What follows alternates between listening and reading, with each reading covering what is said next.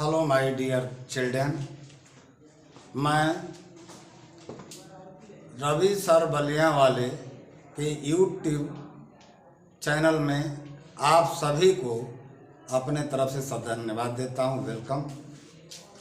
आज मैं basically narration के बारे में पढ़ाना चाहता हूं। नरेशन को हम दो पार्ट में बांटेंगे। जब नरेशन को दो पार्ट में करेंगे तो एक डायरेक्ट मिलेगा, एक इनडायरेक्ट मिलेगा, और डायरेक्ट इनटू इनडायरेक्ट नरेशन में आज हम चेंज करने की कैसे हम लोग अरेंजमेंट करते हैं ये बताने का प्रयास करूंगा। नरेशन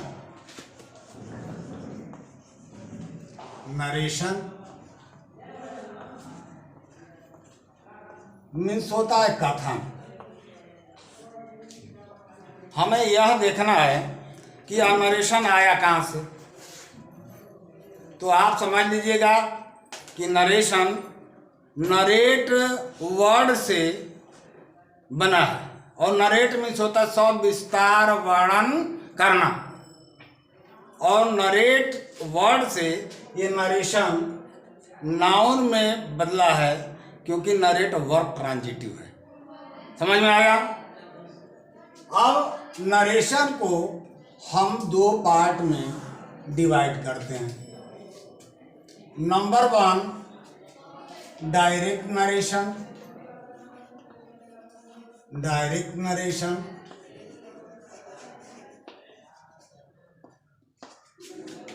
और दूसरा आपका है इनडायरेक्ट नरेशन।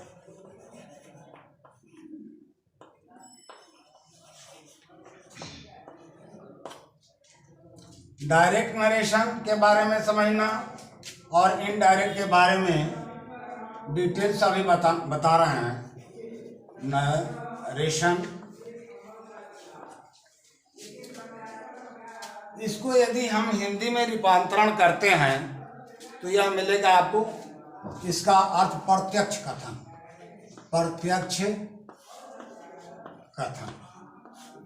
और इनडायरेक्ट को अप्रत्यक्ष कथन कहते हैं। अप्रत्यक्ष डायरेक्ट नरेशन का थोड़ा सा डिफाइन किया जाए तो डायरेक्ट नरेशन का मतलब वक्ता के द्वारा, और वक्ता को हम क्या कहते हैं अंग्रेजी में? रिपोर्टर। और रिपोर्टर के द्वारा जो कही गई बात है ज्यों का त्यों प्रस्तुत कर देना ही यह डायरेक्ट नरेशन कहलाता है, जिसे हम हिंदी में प्रत्यक्ष कथन कहते हैं। और इनडायरेक्ट नरेशन वह होता है जो रिपोर्टर के द्वारा, जो ऑडियंस सुनते हैं, ऑडियंस का मतलब लिसेनर का मतलब श्रोतागण, उसके द्वारा जो सुनी गई बात है थोड़ा सा उसमें चेंजिंग करके उसी कथन को व्यक्त कर देना ही इनडायरेक्ट नरेशन है। अब हम डायरेक्ट नरेशन को पार्टीशन करते हैं। सबसे पहले एक हम एग्जांपल देते हैं। Ravi said to you।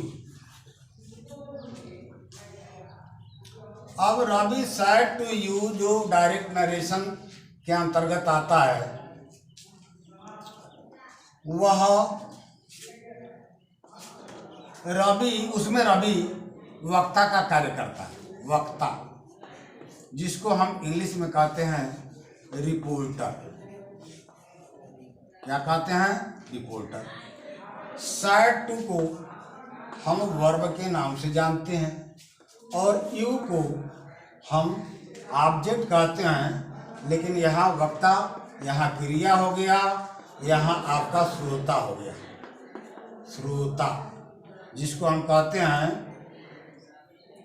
Object. यह रवि यहाँ सब्जेक्ट का काम कर रहा है, ये वर्ब है, और ये ऑब्जेक्ट है। इस श्रोता को हम लिसेनर भी कहते हैं। लिसेनर, और इसे हम ऑडियंस भी कहते हैं। क्या कहते हैं? ऑडियंस। अब ये रिपोर्टर जो वक्ता है, अब ये रावी के द्वारा जो कुछ भी कहा जा रहा है वही नरेशन होता है, जिसे हम कहते हैं एसर्शन भी कह सकते हैं, उसे डिक्लेरेशन भी कह सकते हैं, उसे स्टेटमेंट भी कहते हैं, और उस जिसे हम एक शब्द हिंदी में कहते हैं कथन, जो हम इन्वर्टेड कोमाज के अंदर रखते हैं। जैसे I am going to Kanpur today, और ये इन्वर्टेड कोमाज के बाद फुल स्टॉप, चूंकि यह असर्टिव सेंटेंस है। यदि आप समझ गए हैं तो ठीक है, नहीं तो पुनः रिपीट कर देता हूं। डायरेक्ट नरेशन को हम पार्टीशन किए तो दो चीजें हमें मिला। एक रिपोर्टिंग वर्ब और दूसरे तरफ ये रिपोर्टेड स्पीच।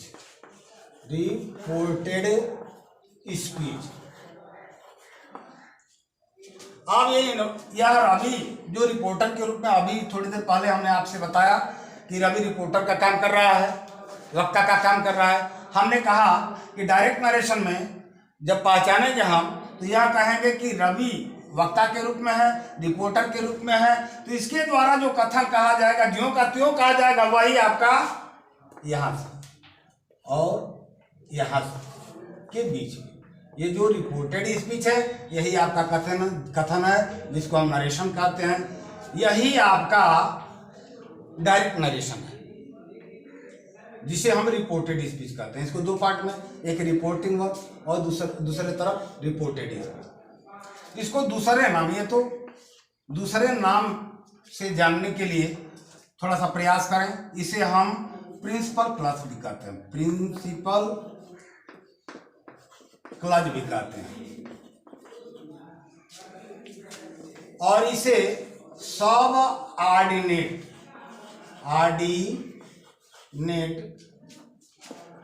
क्लज भी कहते हैं। प्रिंसिपल क्लज को हम प्रधान उपवाक्य कहते हैं, और इसे सब ऑर्डिनेट को आश्रित उपवाक्य भी कहते हैं। अब आपके सामने एक विकट समस्या आ जा रहा है कि यह सर उपवाक्य क्या है, जो आप क्लज कहते जा रहे हैं। यह क्लज के बारे में जानना जरूरी है। क्लज एक ऐसा उपवाक्य है जिसमें एक तरफ सब्जेक्ट होगा और दूसरे तरफ प्रेडिकेट, मतलब कि सब्जेक्ट और प्रेडिकेट। सब्जेक्ट प्रेडिकेट से जो सेंटेंस बनते हैं वही क्लज कहलाता है। अब आपके सामने एक समस्या आएगी कि तो डायरेक्ट नरेशन हो गया, इनडायरेक्ट कैसे हम इसे बनाएंगे? तो थोड़ा सा हम आपको बताना चाहेंगे इनडायरेक्ट के विषय में। इनडायरेक्ट जब चेंज करेंगे तो सबसे मोस्ट इम्पॉर्टेंट ये है कि उसमें 3-4 चीजों का जानना बहुत जरूरी है। यूं सोच लीजिए। नंबर 1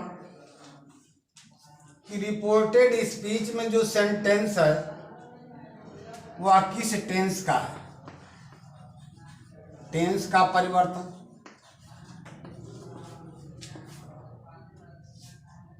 दूसरी बात, इन्वर्टेड कोमाज को जब इनडायरेक्ट हम बनाते हैं तो इन्वर्टेड कोमाज को हटाने का प्रयास करते हैं। तो इन्वर्टेड कोमाज को हटाने के लिए आपको रूल्स चाहिए। और दूसरे नंबर पर जो है पर्सन की जानकारी आपको बहुत जरूरी है। पर्सन और पर्सन के बाद नियरर वर्ड होते हैं, जिसे कहते हैं समीप वाले शब्द।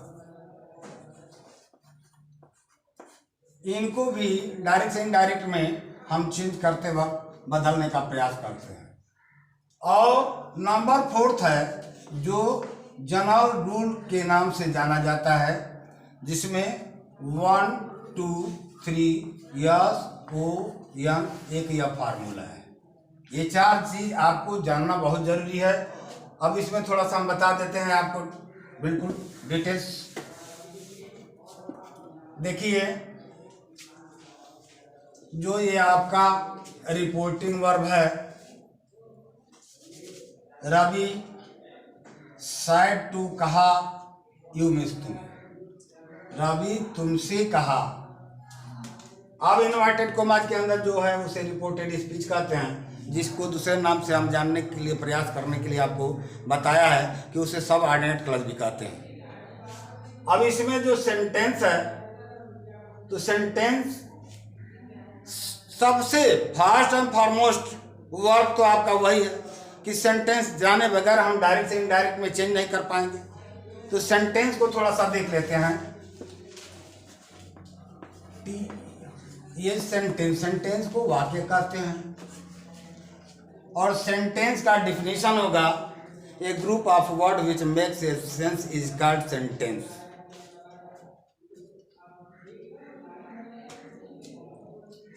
अब सेंटेंस का पार्टीशन करेंगे तो बहुत सारे बच्चे यह कंफ्यूज हो जाते हैं कि पार्ट्स ऑफ सेंटेंस क्या होते हैं और काइंड्स ऑफ सेंटेंस क्या होते हैं। जब पार्ट्स ऑफ सेंटेंस की बात हो तो तुरंत आप जान जाइए कि सब्जेक्ट और प्रेडिकेट, जो क्लच की हमने बात बताया था, वे उपवाक्य होंगे जिस उपवाक्य में एक सब्जेक्ट होगा, प्रेडिकेट। और सेंटेंस को मतलब काइंड्स ऑफ सेंटेंस, तब यह मिल करके आपको मिलेगा। इसमें 5 सेंटेंस का क्लासिफाई करेंगे तो ये 5 तरह के मिलेंगे। Number 1 assertive sentence, assertive sentence जिसे हम कहेंगे स्वीकारात्मक वाक्य, स्वीकारात्मक वाक्य। Number 2 interrogative sentence, interrogative sentence जिसे कहेंगे निषेध सूचक वाक्य। नंबर 3 आपका आएगा इंपरेटिव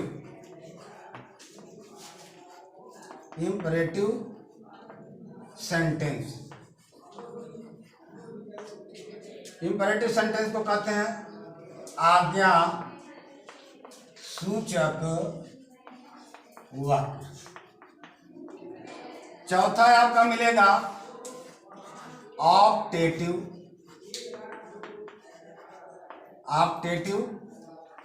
सेंटेंस जिसे कहेंगे इच्छा सूचक वाक्य। और 5वां आपका मिलेगा एक्सक्लामेटरी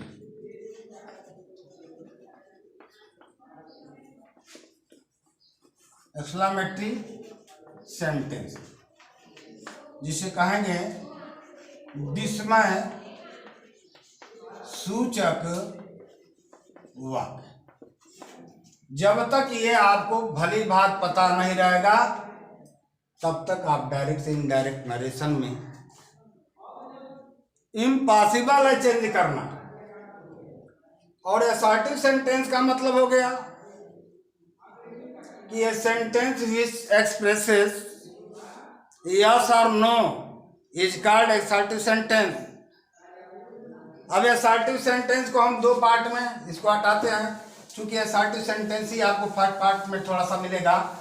और यह जरूर यदि वीडियो आप लाइक करते हैं तो हमारे वीडियो को पार्ट 1, पार्ट 2, पार्ट 3 देखने के बाद ही आप बेसिक चीज़ों को छोड़ करके मूल बिंदुओं पर पहुंचेंगे।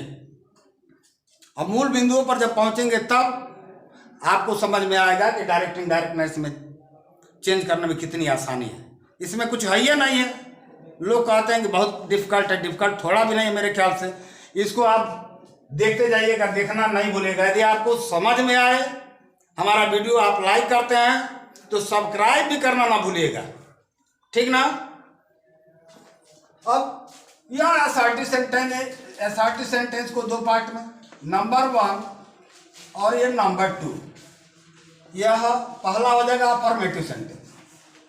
अफर्मेटिव सेंटेंस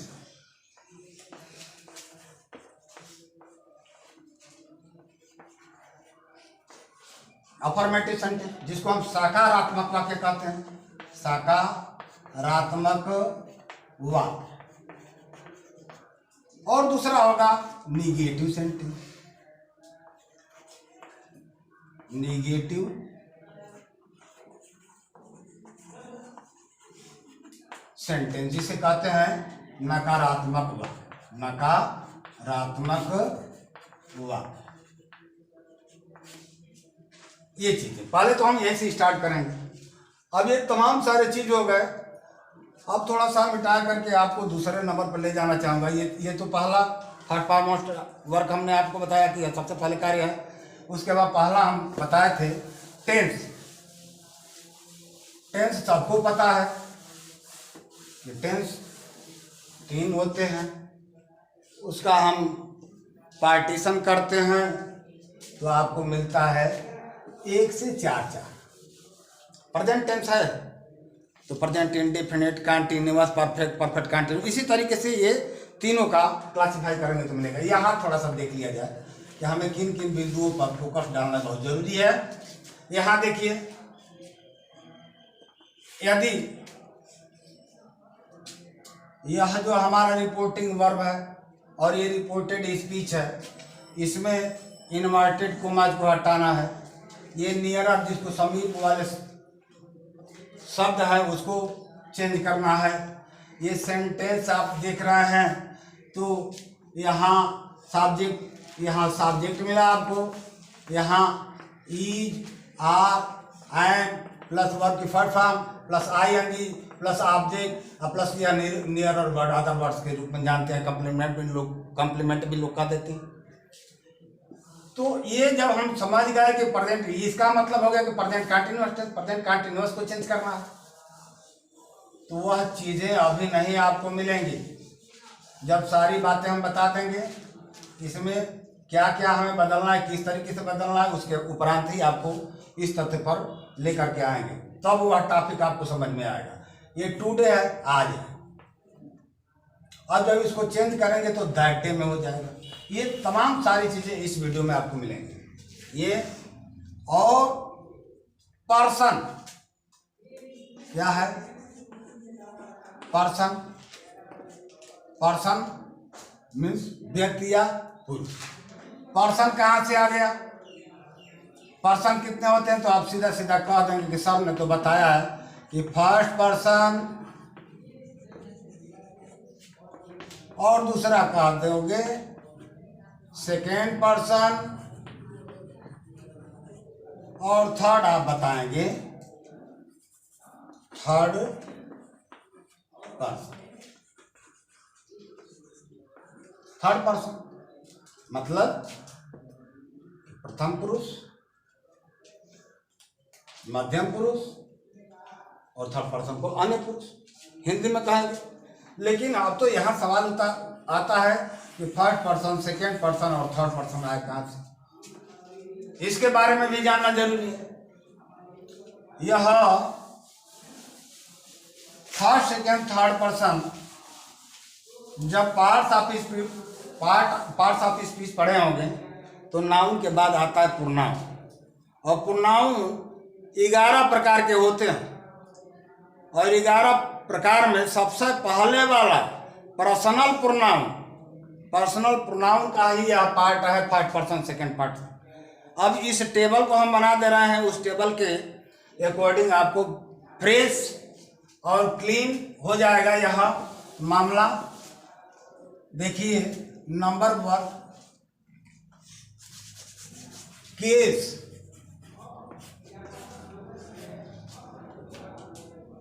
इसमें केस आएगा। केस कितने प्रकार के होंगे? Number 1 nominative case, number 2 objective case, number 3 positive case. इसी में हम लेकर के आ रहे हैं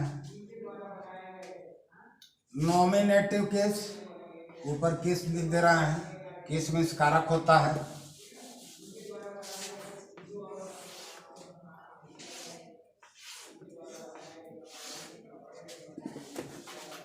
nominative case, nominative case. Number 2, यहाँ सीरियल नंबर कर देते हैं, नंबर 1 हो गया। Number 2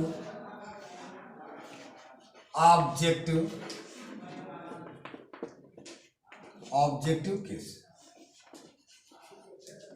number 3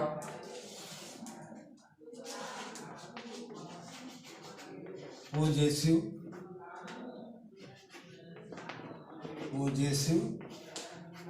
case.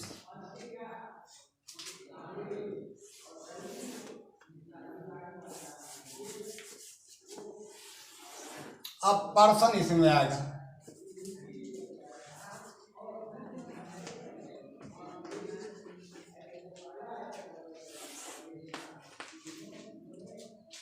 Nominative case,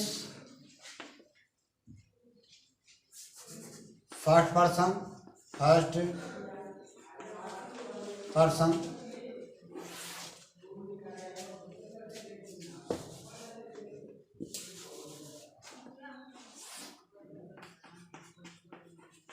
second person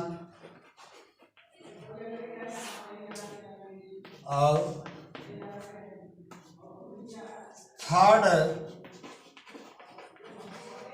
person.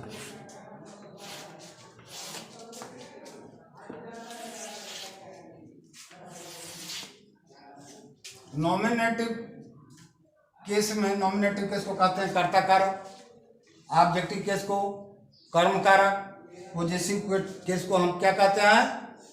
संबंध कारक। ठीक है, संबंध कारक का मतलब क्या? अपनत्व हो, स्वामित्व का भाव इसमें रहता है। नॉमिनेटिव केस में थर्ड पर्सन को यदि हम रखते हैं तो इसमें सबसे पहले आई आएगा और आई का वी प्लूरल है।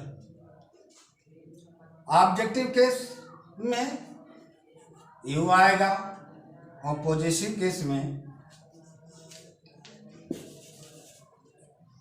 नॉमिनेटिव का फर्स्ट पर्सन आई और वी, सेकेंड पर्सन यू और third person he, she, it. और यहाँ जो आप देखिएगा ये ही सी का दे प्लूरल है। नंबर का भी बोध कराते जा रहा हूँ, मॉडिफाइड हो जाएगा।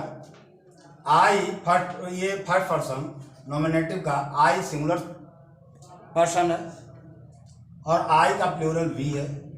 सेकेंड पर्सन में यू सिंगुलर और प्लूरल दोनों का कार्य करता है। और यहाँ ही थर्ड पर्सन का सिंगुलर मैस्कुलिन जेंडर है और सी थर्ड पर्सन का सिंगुलर नंबर है और फेमिनिन जेंडर है। और ईट थर्ड पर्सन का यह न्यूट्रल जेंडर है और ही सी का दे प्लूरल है और यह कॉमन जेंडर का काम करता है। और जेंडर के मायने से लिया जाए तो आई, वी और यू और दे, ये सब कॉमन जेंडर है। ऑब्जेक्टिव केस, ऑब्जेक्टिव केस का मतलब कि आई का ऑब्जेक्ट मी होगा, वी का अस, और यहाँ यू का यू ही होता है और यहाँ ही का ऑब्जेक्ट हिम और सी का हर, ईट का इट ही होगा और दे का ऑब्जेक्ट होगा दे। अब यहाँ आइए पॉजिटिव केस, आई का माई होगा, वी का आवर होगा,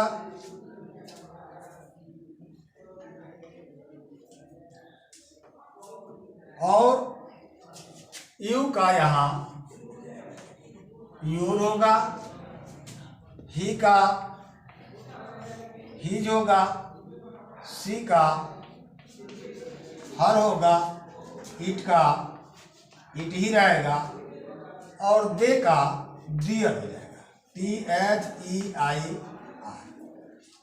यह है, यदि आप समझ लिए तो समझ लीजिए कि डायरेक्ट से इनडायरेक्ट नरेशन में आप 30% क्वालिफाई कर गए। अब इसको मिटा देते हैं। नियरर वर्ड की बात होती है, ये सेंटेंस को अभी रहना जरूरी है। Ravi side to you. अब यहां टुडे था,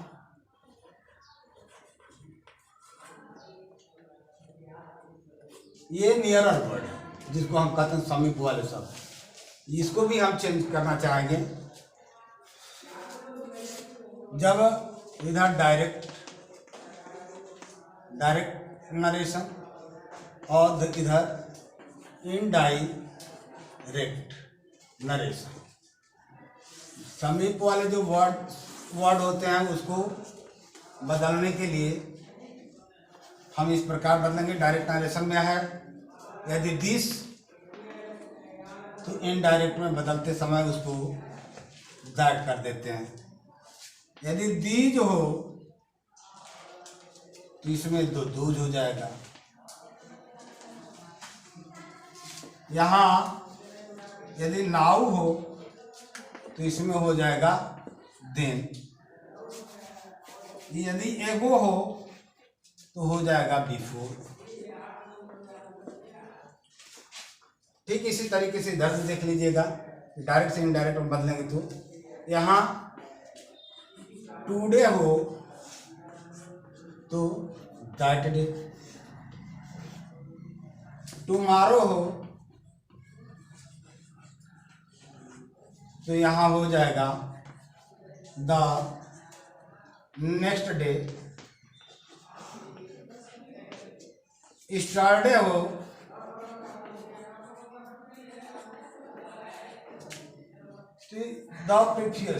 द प्रीवियस डे। हेंस हो तो देंस हो जाएगा, और हीदर होगा तो दीदर हो जाएगा।